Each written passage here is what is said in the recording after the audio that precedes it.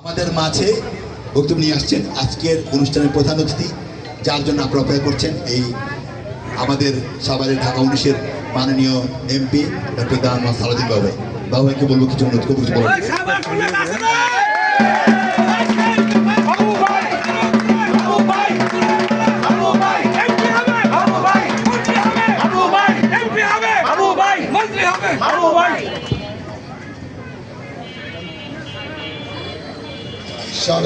শারদীয় দুর্গোৎসবে আজকে মহাষ্টমীতে উপস্থিত সবাইকে, উপস্থিত ভাই বোনদের আমি শুভেচ্ছা জানাই।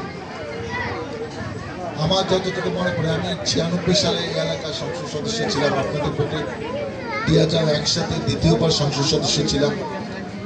আমার মনে পড়ে না যে আউটপাড়ার কোনো পূজা মণ্ডপে আমার কখনো আসা হয়েছে। আজকে আমি নিজেকে সৌভাগ্যবান মনে করছি যে আজকে এই আউটপাড়া দক্ষিণপাড়া পূজা মণ্ডপে আমার আজকে আসার সুযোগ হলো। আমরা এখান থেকে রস্তমপুর যাবো, তারপরে আশিঘাট মণ্ডপে কয়েকটি পূজা মণ্ডপ ভিজিট করবো। দেখেন, আমরা এখানে আসি কেন? আমরা আসি কয়েকটা মেসেজ দেওয়ার জন্য। একটা মেসেজ কি, যেটা অসাম্প্রদায়িক বাংলাদেশ, অসাম্প্রদায়িক সাভার উপজেলা, অসাম্প্রদায়িক সাভার আশুলিয়া থানা, আশুলিয়া ইউনিয়ন, আউটপাড়া। এটা আমাদের নৈতিক দায়িত্ব। আপনারা যেরকম আমাদের অনেক ধর্মীয় অনুষ্ঠানে আপনাদেরকে দাওয়াত দিলে আমরা যেরকম কাছে পাই, পাশে পাই, আপনারা যখন আমাদেরকে দাওয়াত দিবেন, আমাদের একজন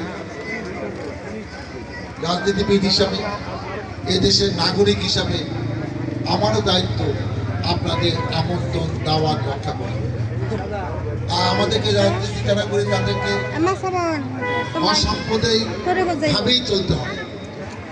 আমরা ভোটের আমরা 90 ভাগের মুসলমান হোক, 8 ভাগ লোক হিন্দু হোক, কিন্তু পার্সেন্টেজ দিয়ে কাউকে মূল্যায়ন, কাউকে খাটো, কাউকে অবহেলা, এটা আমরা করতে চাই না। আমরা সবাই বাংলাদেশি, এই বাংলাদেশের নাগরিক। এখানে যারা হিন্দু সম্প্রদায়ের ভাই বোন আছেন, আপনাদের সন্তানরা কিন্তু এই আশেপাশে স্কুলে পড়াশোনা করে। আপনারা হয় চাকরি করেন, নাহলে ব্যবসা করেন, কিংবা কোনো একটা কিছু করে জীবিকা নির্বাহ করেন। কিন্তু এই দেশ আপনার। দূর থেকে অনেকে অনেক কিছু বলবে, কিন্তু আমি জানি না যে কোনো পূজা মণ্ডপে হামলা হয়েছে, কোনো পূজা মণ্ডপ প্রতিমা ভেঙে ফেলা হয়েছে, এরকম কোনো দৃষ্টান্ত এই আশুলিয়া সাভারে কোথাও নেই।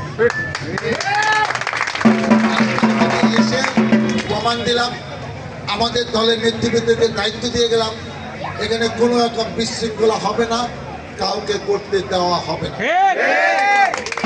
এবং কেউ যদি এরকম কোনো পরিকল্পনা করে, আমরা নিজেরা কিংবা পুলিশ প্রশাসনের মাধ্যমে যা যা ব্যবস্থা নেওয়া দরকার, আমরা কঠিনভাবে সেই সব ব্যবস্থা ইনশাল্লাহ নিব।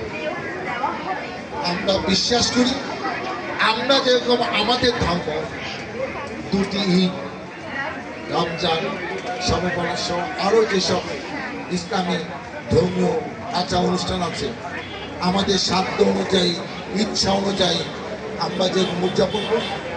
আপনাদের সবচেয়ে বড় উৎসব ধর্মীয় 10 দিন ব্যাপী, শেষ 5 দিন খুব গুরুত্বপূর্ণ, সেটাও আপনাদের ইচ্ছা মতো উদযাপন করি। আমরা আপনাদের সাথে আছি, পাশে আছি। যেহেতু আমাদের আরও কয়েকটি জায়গায় যেতে হবে, অনেক কথা বলতে পারলাম না।